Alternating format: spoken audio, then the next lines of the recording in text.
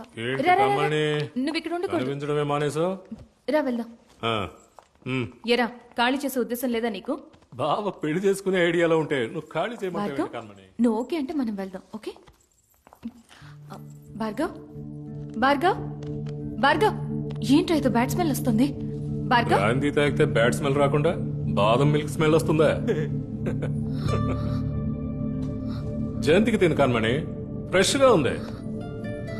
నచ్చదేమోరా. రే చిన్న పిల్లాడ్రా.